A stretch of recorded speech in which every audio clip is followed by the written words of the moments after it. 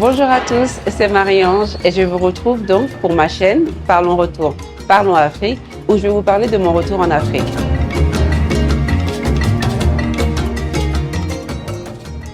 Avant de rentrer dans le vif du sujet, j'ai jugé bon de revenir un petit peu sur la situation dans laquelle je me trouvais quand j'ai amorcé cette grande transition. Je reviendrai dans ce préambule pourquoi quitter Londres pour l'Afrique et je vous donnerai des clés sur mon profil, mon expérience professionnelle, quelles ont été mes motivations et quels ont été les moyens que j'ai employés pour amorcer cette grande aventure.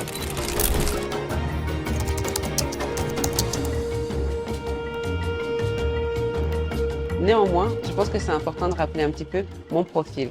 Alors, je suis une chargée de communication, une spécialiste de la communication. J'ai un master en communication des organisations avec l'option stratégie de la communication. Je suis donc une stratégiste dans la communication. J'ai aussi une licence de communication sociale, la communication appliquée aux sciences sociales, mais aussi à tous les organismes qui ont des missions sociales, comme les hôpitaux, l'école, etc. Et à côté de ça, j'ai un diplôme de sociologie.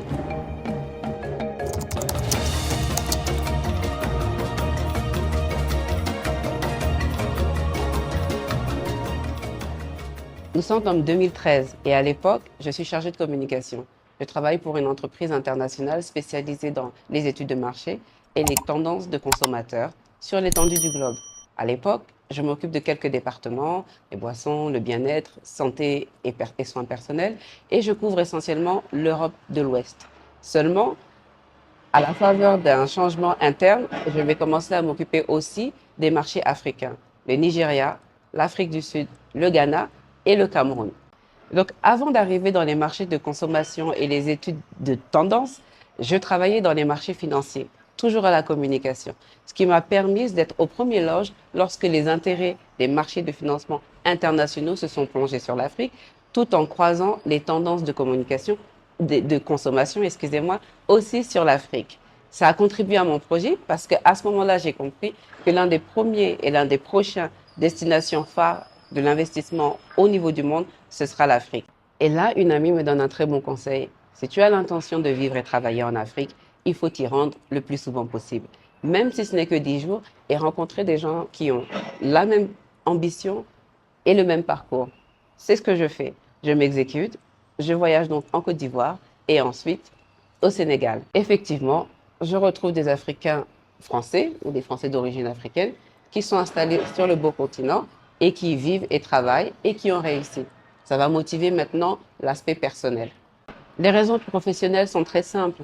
Après 6 ans de carrière en Angleterre, dans le secteur de la communication, qui est un des secteurs d'activité les plus compétitifs, très segmenté et qui permet peu de progression malgré les très bonnes opportunités, je me rends compte, grâce à mon travail, qu'il y a un nouvel endroit qui peut être un Eldorado et qui peut m'offrir d'être un gros poisson dans un plus petit bassin.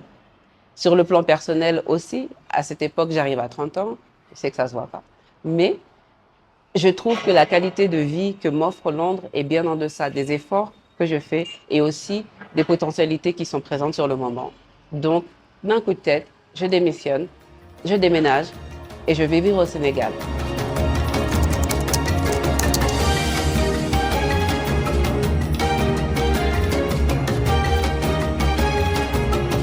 Être un gros poisson dans un petit bassin, ça veut dire quoi?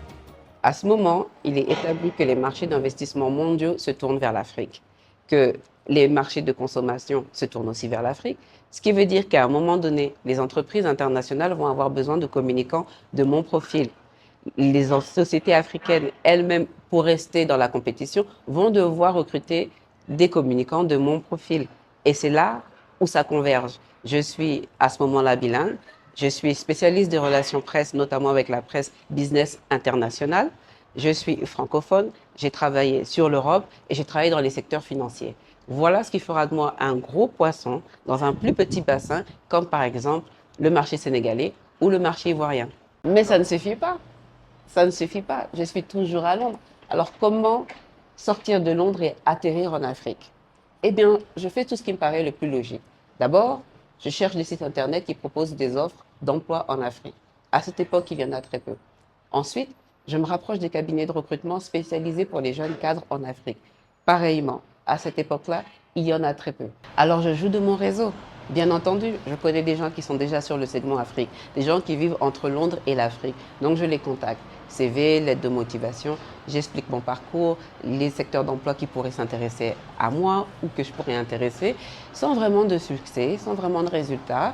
Et je participe même de manière exclusive à un forum de recrutement organisé à Londres pour les jeunes cadres de la diaspora africaine. À cette époque, les candidats sont triés sur le volet et malgré plusieurs heures d'entretien et avoir rencontré plusieurs entreprises et autres institutions, rien ne se fait. J'épuise toutes les pistes qui sont à ma portée, notamment LinkedIn. Et dans d'autres vidéos, je vous expliquerai pourquoi c'est important d'avoir une bonne présence sur LinkedIn. Ce que je fais la liste des entreprises qui m'intéressent, la liste des agences de communication qui m'intéressent, la liste des institutions qui m'intéressent. Et je vais sur LinkedIn pour contacter soit leur chargé de com, soit le responsable des ressources humaines. Sans résultat, mais toujours avec beaucoup de motivation, je décide de prendre le taureau par les cornes et comme on dit en anglais, you need to be in it to win it. Il faut être dans le jeu pour gagner le jeu. Donc je démissionne, je déménage et je m'installe au Sénégal. J'atterris donc à Dakar sans travail, sans réseau, sans opportunité, sans offre en or qui m'attend sur une table. Et pourtant je suis là.